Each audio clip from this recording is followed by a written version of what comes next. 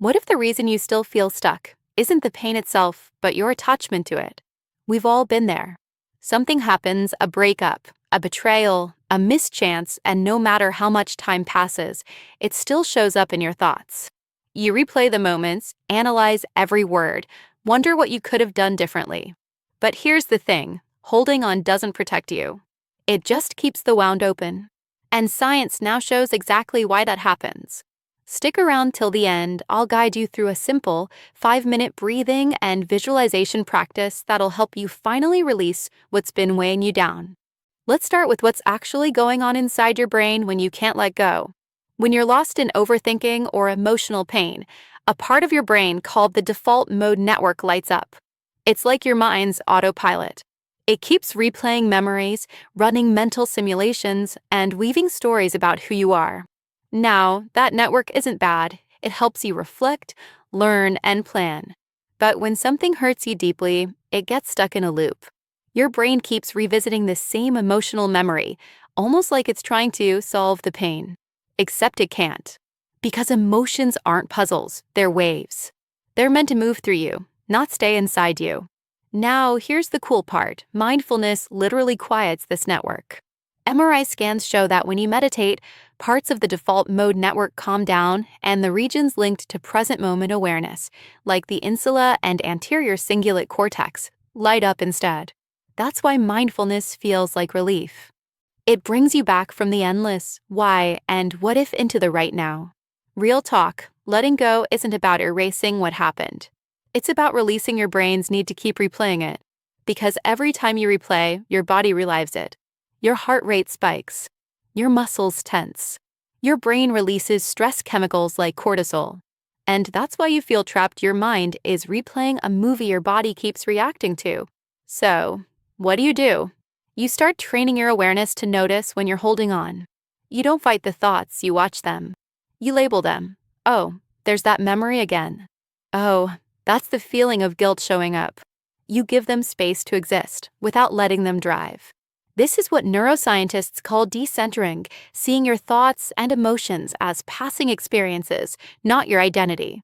And every time you do that, your brain forms new pathways, connections that favor peace over rumination. Let me tell you a short story. A friend once told me about how she carried anger for years after being betrayed. She'd moved on, started a new job, even found love again, but whenever that person's name came up, her whole body reacted. Tight chest, dry mouth, anger. One day, during a mindfulness retreat, her teacher said something that stuck with her. Forgiveness isn't saying what happened was okay. It's saying I refuse to carry this anymore. And that clicked. She realized she'd been punishing herself more than anyone else. From that day on, she started a daily practice of sitting still, breathing deeply, and saying, I release this with compassion. Not to the other person, but to herself. And over time, her body stopped reacting. Her mind stopped looping. That's the quiet science of letting go. You rewire your nervous system to respond differently. Now, let's go a little deeper. Have you noticed how sometimes, even when something ended long ago, a breakup, a job, a loss, your body still reacts as if it's happening right now? That's because your body keeps a kind of emotional memory. When we experience pain, especially emotional pain, our nervous system stores it like a snapshot. It doesn't just live in your mind, it lives in your breath, your heartbeat, your muscles. That's why some people feel tension in their chest or a knot in their stomach when an old memory surfaces. This is what trauma experts call somatic residue, the echo of emotion that stays in the body until it's processed. And mindfulness helps you do exactly that, to feel what's there without drowning in it. When you bring gentle awareness to your sensations, like noticing that tightness in your throat or the heaviness in your shoulders, you're allowing energy that's been frozen to finally move again. If this helped you slow down and breathe again, hit that subscribe button. It helps us grow this mindful community. And if there's something you're working on letting go of, drop a speech balloon in the comments, not to vent, but to declare your release. You never know who might feel less alone because of your words. So instead of pushing the pain away, you let it flow through. That's how release happens, not by forcing, but by allowing. Now, another reason we struggle to let go is because we think it means losing control. We tell ourselves, if I let go, it means what happened didn't matter. Or, if I stop thinking about it, maybe I'll get hurt again. But letting go doesn't mean you stop caring. It means you stop carrying. It's the moment you say, I've learned what I needed to learn, and now I choose peace. There's actually science behind that too. When you consciously decide to let go, your brain's prefrontal cortex, the area responsible for decision-making, sends a signal to the amygdala, your fear center, saying, hey, it's safe to calm down now. This top-down regulation helps lower your stress response and stabilizes your emotions.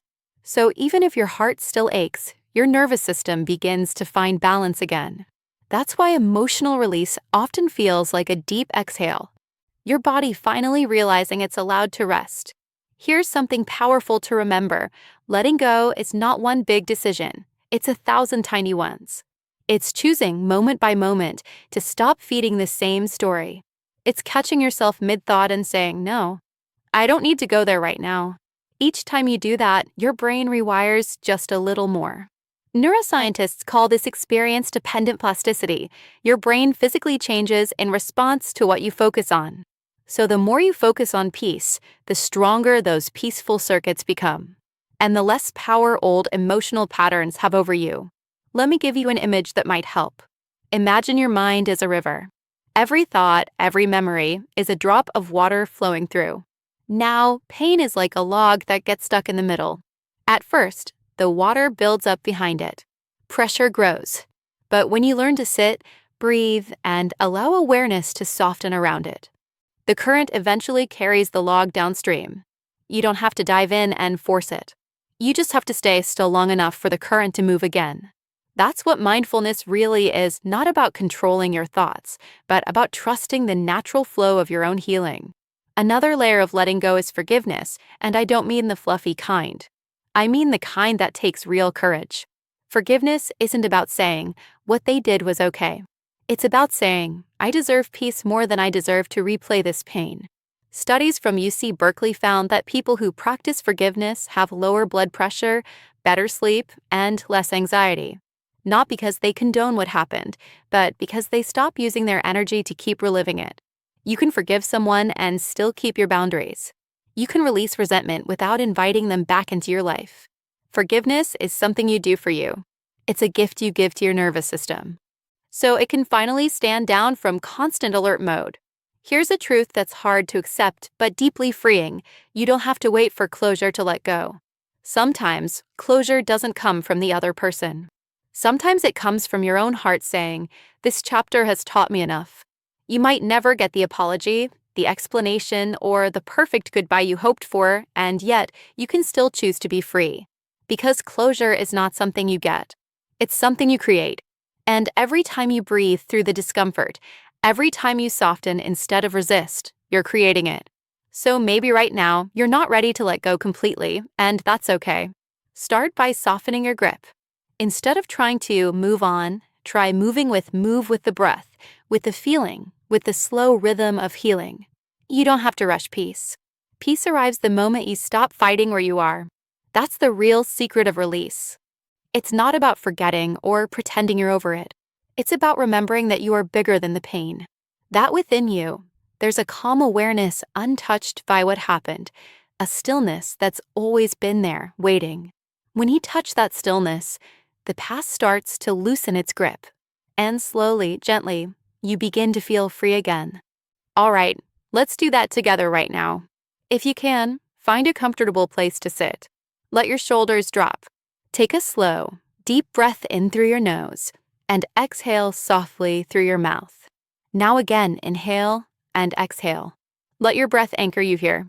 Bring to mind something you've been holding onto, a memory, a person, or a feeling that still tugs at your heart. Don't judge it. Just notice it. Now imagine you're holding that feeling in your hands. See it as energy, maybe a light, a color, or a weight. Whatever comes naturally. As you inhale, say silently to yourself, I acknowledge this pain. And as you exhale, I release it with compassion. Do this a few more times. Inhale, acknowledge. Exhale, release. Feel the breath move through your body, softening the edges of that emotion. Now visualize it gently dissolving, like smoke fading into the air, like waves returning to the sea. You're not erasing it, you're transforming it into peace. Take one more deep breath. Inhale calm. Exhale release. When you're ready, bring your awareness back. Notice how your body feels, maybe a little lighter, a little freer. That's the power of conscious release. If this helped you slow down and breathe again, hit that subscribe button. It helps us grow this mindful community. And if there's something you're working on letting go of, drop in the comments, not to vent, but to declare your release. You never know who might feel less alone because of your words. Remember, peace isn't about forgetting. It's about choosing presence over pain again and again. Every breath you take, every moment you release, you're teaching your mind that it's safe to rest. Letting go isn't weakness. It's wisdom. It's self-love in motion. So breathe. Trust the process. And know this, what's meant for your peace will never need to be held so tightly. See you in the next one. And until then, be gentle with yourself.